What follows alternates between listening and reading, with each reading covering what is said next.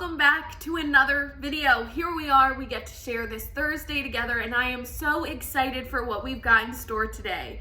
If you've been watching our math videos the past few weeks, you know we've been doing a number a day challenge, and today is no different, except we're going to be focusing a little bit more on multiplication and division instead of addition and subtraction. So get excited, because I am. Now, before we jump into our number a day challenge, we've got to talk about our riddle. And I think today's is pretty fun. It's a play on words. I'm sure you guys will catch it. But if not, at the end of the video, we will reconvene or come back together and talk about the answer together. So, our riddle today is, why can't you play basketball with pigs? All right, I'll let you guys think about it. And at the end of the video, like I said, we will go over the answer together. Now, let's jump right into our math activity. I hope you guys are excited because today, our number a day challenge is going to be super sick. Meaning we're changing it up from addition and subtraction, and we're gonna be doing some multiplication and division. Now, multiplication and division can be a little scary sometimes. Lots of numbers, multiplying and dividing at large rates. If you're not sure what's going on, it can be really off-putting. But that's okay. That's why we're here. We're here to learn and grow together. So I want you to take that doubt, and I want you to take that fear, and I want you to toss it out, because today we are going to be approaching math with an open mind. So what we're going to be doing is this.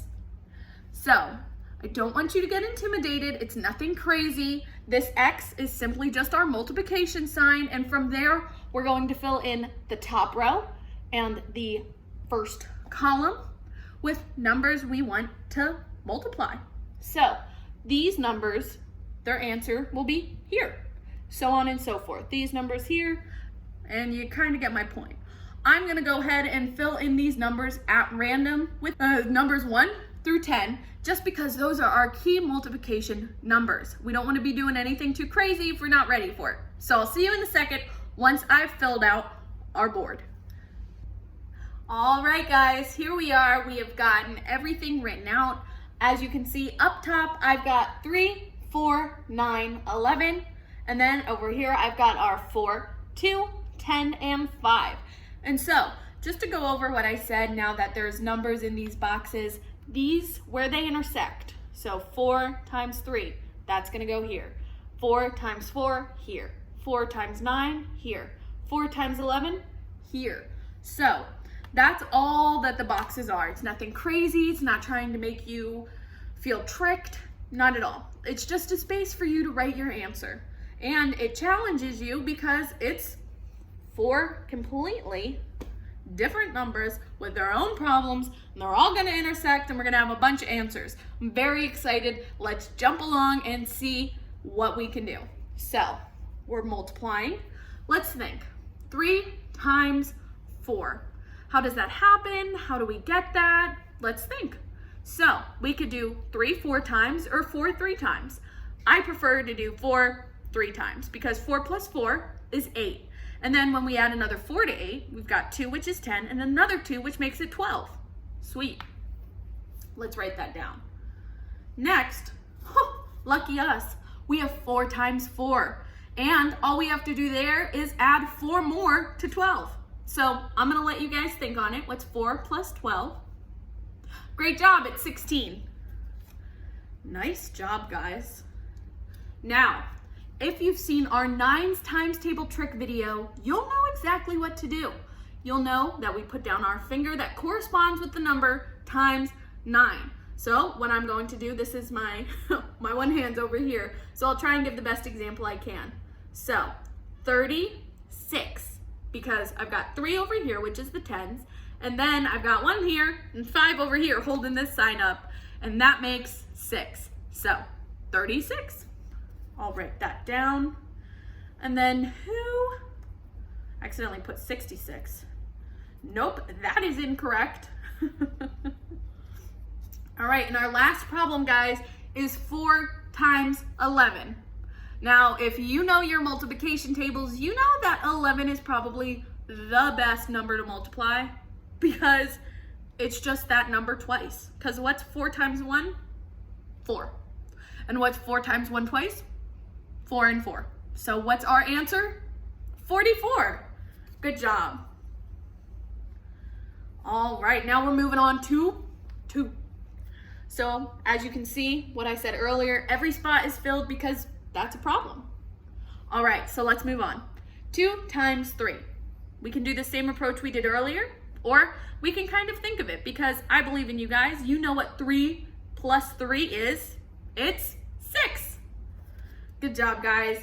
We can take that and apply it to everything because guess what? 2 is just a double. So what is 2 times 4? What's 4 plus 4? It's 8. Good job. Now we're moving on to 2 times 9. Now, I know sometimes we get a little tricky, but we've got our trusty dusty hand trick. So 1 down, we know 1 over here, 3 over here, plus the 5 holding the sign.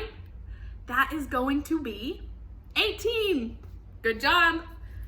And we finally have our 11. Now 11 times 2. Do we think we're gonna have a similar situation to what we had over here with 44? Spoiler alert, yes. It's going to be the same thing. 2 times 1, 2 times 1, it's 22. Now, these numbers are not gonna be the same every time, or else we'll wind up looking like this every time, right? And that defeats the purpose. We wanna make sure that we are changing them, that we are spicing it up, and that we are challenging ourselves. Because if we allow ourselves to stay complicit or stay the same and we don't ever challenge ourselves, we're never gonna grow.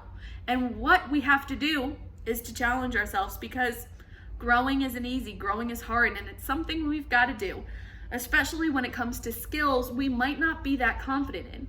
So let's speed through these next 2 because I think they are pretty easy. They're my personal favorites to like multiply against. I guess I have a lot of favorites to multiply against because I've already said that about 3 numbers now. So this one I think is super easy because how can you really mess it up? I don't know. But let's dive into it. 10 times 3. What is 3 times 1? And then 3 times 0? A-ba-boom. It is gonna be 30. Now, can you guess all the other ones are kind of following that same rule? Yep. I'll stop before we get to 11 though, and I'll teach you another secret. So I'm gonna go ahead, I'm gonna write 30, 40, and 90, because guess what? Those are the answers. And now we are on to our last number, which is 11. Now, how do we do this? How does it work? Well, I'm gonna teach you a trick that literally saved my life when I was learning multiplication. When you times a 10, you just tack the 0 onto the back. So that's exactly what we did here. We're gonna do the same thing. 11 becomes 110. Good job, guys. All right, we are on our last numbers. Get excited because it is going to be our 5s times tables. So let's break it down. What is 5 times 3? So we're gonna do 5 3 times. 5 plus 5 is 10. What's 10 plus 5? 15. Good job. Now we have 4 times 5. Lucky us, we get to do the same thing we did up here. We just have to add 5 because now it's 5 4 times. So what is 5 plus 15? 20. Good job. All right. Now we are on to our 9s. What does that mean? We've got our trick to help us. So we're gonna put our hands, or pardon me, not our hand down. We're going to put our finger down that corresponds with that number. 1, 2, 3, 4, 5. So this is our 10s. We've got 40, and then this guy over here holding the sign is 5. So we've got 45. Good job. And then last but not least, we have our 11. Now, what are we going to do? Have you picked anything up? Are you seeing a pattern, a trend? You do? Good job. Nice job catching it. What is it going to be? 55. Yes. Good job. So what are we doing? What is the point of all this? This allows us to break it down a little bit more, not put so much pressure on ourselves, and it allows us to recognize patterns. If you guys were listening, you heard me talk about the same thing several times, because when we do multiplication and division, there are patterns that we need to pick up on, and it'll help us make a lot more sense of what's going on. As you can see, there's a pattern here with our 11s, a pattern with our 10s and our 5s. Heck, even our 2s. So once you guys pick up those patterns, you become more familiar with those signs, you'll get it. And I promise you, doing this, randomizing the numbers and doing this every day will so help you out when it comes to your next multiplication or division test. So I hope this helps. And now we've got our positive action to do, guys. Get excited. Today, our positive action or positive tip of the day is going to focus on positive self-thought. Now, if you watch our videos, you know that this is something we talk about a lot because it is so stinking important. And let me say it again, because it is so stinking important. When we realize the effect that our thoughts have on our lives, on what's happening around us, then we realize that we are in control of that one thing. So let me break it down a little bit more, because I realize I might not be communicating it in the best way. So whatever is happening around us, whether it be people fighting who we care about, whether it be schools getting really crazy and hard, we have control over how we react. Nothing else do we have control over. And that's freaky sometimes, because honestly, it's scary not to know what's going to happen. But that's life. What we can control is how we react to what happens to us and how people speak to us and the situations we're in and the choices we make.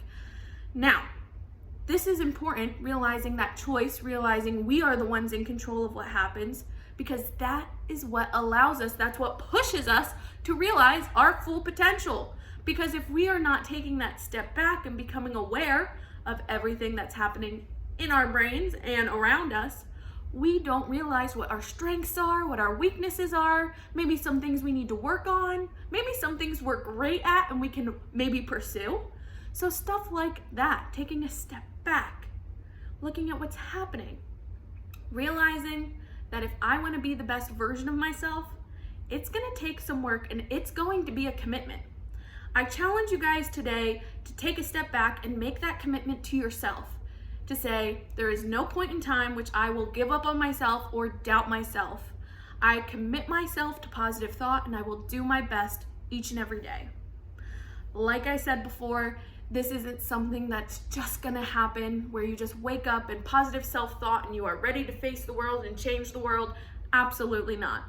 If it was that simple, everybody would be doing it. It's a commitment. Like I always say, we don't just go to the gym and wake up the next day a bodybuilder. Absolutely not. We go to the gym for, honestly, years to become a bodybuilder. It takes time. And that's okay, because we've got time. And you deserve that time to think about yourself and become the best version of yourself. I'm proud of you. Keep on going. And now we're going to read our book, Super Fudge. Oh, hey guys, sorry, I didn't realize I'd already jumped into our book, seeing if I could freshen up that memory on what's happened. Let me catch you up. So, if you guys missed our last video, Alex and Peter, they're hanging out and trying to figure out something to do because they're real bored. Now, Alex and Peter came up with the idea for a picnic. Now, let's see what happens. Let's jump right back in. I said, it's a perfect day for a picnic. Where would we have it? Alex asked. I don't know. Alex scratched his head. How about the lake? We could watch the university crew team rowing while we have lunch. Yeah, that's a good idea, I said. What have you got to eat? Probably nothing, Alex said. We both went into the kitchen. My mother shops on Saturday, right after noon. So he opened the refrigerator. I was right, he said, slamming the door. Nothing. My father shops on Fridays, I said. Let's go see what we have. At my house, we found cold chicken, tomatoes, rye bread, fresh fruit, and frozen lemonade. Great, Alex said. Let's pack up. We went to work making sandwiches while Alex fixed a thermos of lemonade. Don't forget the salt, Alex said. Right, and the mayonnaise, I added. You can't bring mayonnaise on a picnic, Alex said. Why not? It's too gooey, and besides, it can make you sick. Says who? My mother once got food poisoning from eating potato salad on a camping trip, Alex said. But we're not taking potato salad. It was the mayonnaise in the potato salad that did it, Alex said. But we're not going camping, I argued. We're going to a lake. I just don't want any mayonnaise on my food, please, Alex said. None. Okay, fine. I told him as I spread my mayonnaise on my 2 pieces of bread. And don't forget the salt. I took the salt shaker out of the lunch bag, held it up, and just to make my point, I sprinkled it onto some of Alex's head. Ha ha, very funny, he said, shaking it off. The screen door slammed. It was Fudge and Turtle. Turtle dove into his water dish and started slurping up. Fudge looked around. What are you doing? What does it look like we're doing, I said. Making lunch, Fudge said. That's right, we're going on a picnic. We are, Fudge asked. Not we, I told him. Us, me and Alex. Where are you going for the picnic? The lake. I'll come too, Fudge said. Oh, no, you won't, I said. Why not, he asked. Because you're not invited, that's why. But I like picnics, and I like the lake. Well, too bad. And I said I was sorry, remember? Yeah, and you also told me you had your fingers crossed behind your back, so everything you said was a lie. That was a joke, Fudge said. I didn't really have them crossed. You know what happens to kids who lie, I asked. No.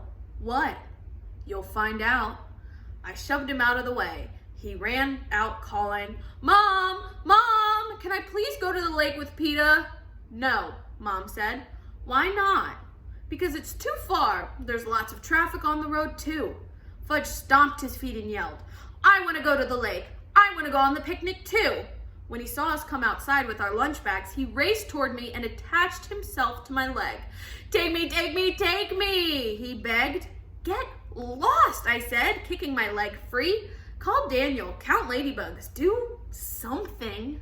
Fudge covered his ears with his hands, opened his mouth, and screamed.